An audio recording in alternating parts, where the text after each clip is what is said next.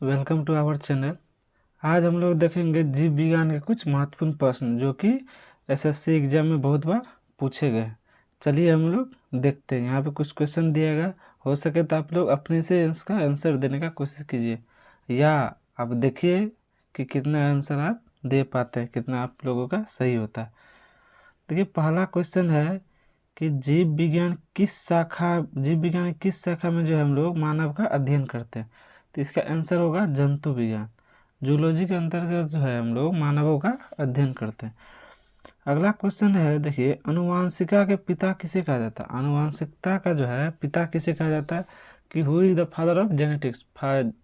Genetics का father किसे कहा जाता है, तो वो है ग्रेगर मेंडल। ग्रेगर मेंडल को जो है फादर्स ऑफ जेनेटिक्स कहा जाता है।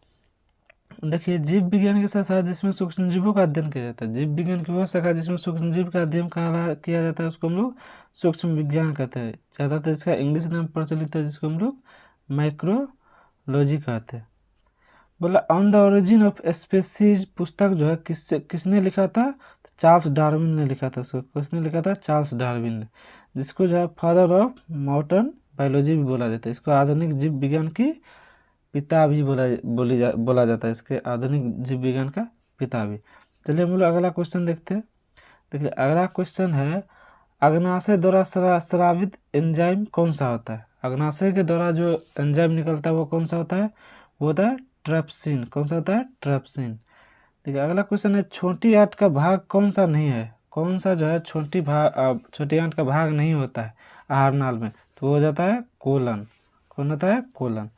मानव की आंत में सहजीवी जीवाणु होता है। मानव की आंत में सहजीवी जीवाणु कहाँ पाया जाता है, वो होता है बड़ी आंत में, लार्ज इंटेस्टाइन में पाया जाता है।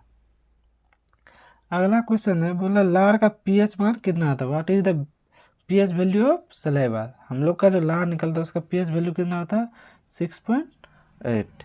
अमाशय में स्थित एंजाइम होंगे। अमाशय में कौन कौन से एंजाइम स्थित होते हैं, होता है रेनिन, पेप्सिन। रेनिन और पेप्सिन एंजाइम कहाँ अवस्थित रहते हैं, अमाशय में।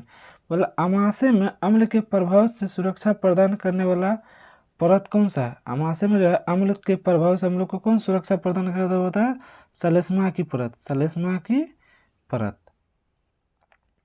अगला है, दांतों के अध्ययन को हम लोग क्या बोलते हैं। जिस तरह से सेल के अध्ययन को साइटोलॉजी बोला जाता है, उसी तरह दांतों के अध्ययन को क्या बोला जाता है, ओडोंटोलॉजी। दांतों के अध्ययन को हम लोग ओडोंटोलॉजी बोला जाता है। जंतु शरीर का सबसे कठोर पदार्थ क्या है। जंतु का जो शरीर है इसका सबसे कठोर पदार्थ क्या है, हार्ड पार्ट, वो है दंत बल्क, जिसका इंग्लिश नाम ज़्यादा प्रचलित है इनेमल। जो दांतों के ऊपर जो परत होती है वो पूरे शरीर की सबसे मजबूत वाला परत होता है। दांतों के विभिन्न परतों का सही क्रम है। दांतों के विभिन्न परतों का जो है सही क्रम क्या है, तो सबसे पहले दंत बल्क होता है, उसके बाद डेंटाइन होता है, उसके बाद पल्प होता है, उसके बाद जड़ होता है। सबसे शुरू में दंत बल्क, उसके बाद डेंटाइन, उसके बाद पल्प, उसके बाद रूट। तो अगला है कि पाचन क्रिया कहाँ पूर्ण होती है। ये क्वेश्चन बहुत बार पूछा गया है कि पाचन प्रक्रिया पूर्ण कहाँ होती है, तो होती है आहार नाल में। यहीं पे क्वेश्चन पूछ जाएगा पाचन क्रिया शुरू कहाँ से होती है, तो पाचन क्रिया हम लोगों की मुख से शुरू हो जाती है, और अंत कहाँ होती है, वो आहार नाल में होती है।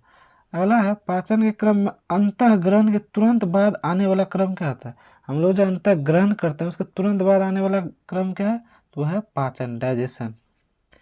अगला है, आहार नाल का कौन सा भाग नहीं होता। कौन सा जो है शरीर का पार्ट में जितना चीज रहता है उसमें कौन सा आहार नाल का भाग नहीं होता, वो होता है यकृत। यकृत जो है आहार नाल का पार्ट नहीं होता है।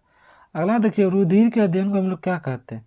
जिस तरह से कोशिका का अध्ययन को हम लोग साइटोलॉजी बोलते हैं, जिस तरह दांतों के अध्ययन को ओडोंटोलॉजी बोलते हैं, उसी तरह रुधिर के अध्ययन को हम लोग हेमाटोलॉजी बोलते हैं। हेमाटोलॉजी, रक्त के अध्ययन को। कौन सी भ्रूणीय परत रुधिर निर्माण का कार्य करता है। कौन सा भ्रूणीय परत जो है वो खून निर्माण करने का काम करता है, तो वो है मध्य परत।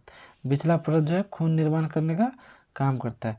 रुधिर का तरल भाग क्या होता है। रुधिर में जो तरल भाग रहता है वो क्या होता है, उसको हम लोग प्लाज्मा बोलते हैं।